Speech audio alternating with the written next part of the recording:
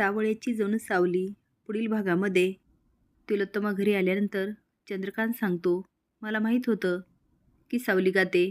आता मात्र तिलोत्तमा खूप हादरते आणि म्हणते, तुम्हाला कसं माहिती होतं?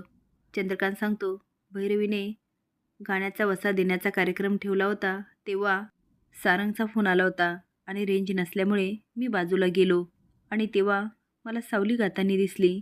खरं तर मला पहिले खूप राग आला आणि त्यात जगन्नाथजी भेटले आणि त्यांनी मला सगळं व्यवस्थित समजावलं. तिला तर म्हणते, जगन्नाथजी तुम्ही पण लपवलं, मला हे अजिबात आवडलं नाही. आणि चंद्रकांतला म्हणते, तुम्हाला सारंगला सांगावंसं वाटलं पण मला नाही. आता चंद्रकांत काहीच बोलत नाही आणि गोंधळून बघत असतो. तेवढेच सारंग म्हणतो, थांब आई, मला हे सगळं बाबांनी नाही सांगितलं.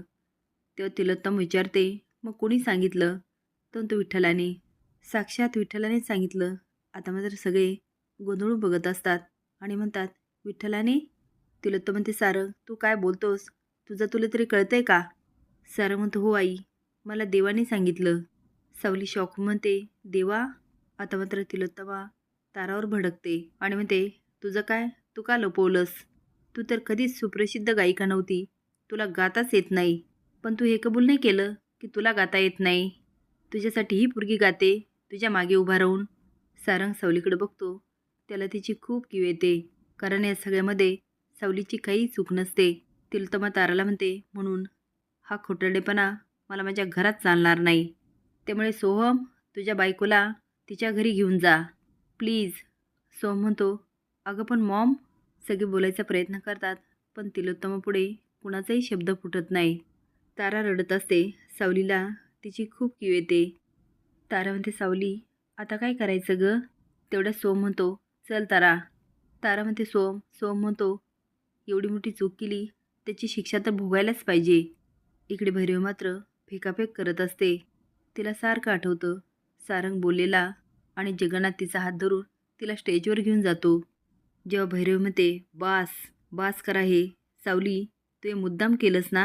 ह्या सगळ्यांना हाताशी धरलं, पण हे विसरू नको की तुझ्या भिकारड्या घराला मी पोसलं. काय गं सावली, विठ्ठलासमोर तुम्हाला वचन दिलं होतंस ना, मोडलंच ना वचन? तू विठ्ठलाला स्वतःची भक्त म्हणवते. मला दिलेलं वचन मोडताना तुला काहीच नाही वाटलं? अगं मी तुझं घर पोसलं, एवढ्या लवकर सगळे उपकार विसरलीस? तेव्हा सारंग म्हणतो, थांबा भैरवीजी. सावलीच्या बाबांना म्हणतो, बाबा तुम्ही वरती या. तो आता त्यांच्या हातात चेक देत म्हणतो, भैरवीजींना द्या. आणि भैरवीजी, मी तुमचा सगळा हिशोब काढला. तुम्ही दिलेलं कर्ज आणि त्याचं व्याज सगळे मिळून 1 कोटी होतात. तर हा 1 कोटीचा चेक आहे, बाबा त्यांना द्या. आता चेक भैरवीच्या हातात येतो. त्याआधीच ताराच्या बाबांनी तिची जबाबदारी घेतलेली असते आणि भैरवीचं सगळं कारस्थान उघडीस आणलेलं असतं. हे सगळं आठवून आठवून भैरवी वेडीपिशी होते. तुम्हाला काय वाटतं, ताराला खरंच हाकलली पाहिजे का? हे कमेंट बॉक्समध्ये नक्की सांगा. नवीन अपडेट जाण्यासाठी लाईक आणि सबस्क्राईब करा. धन्यवाद.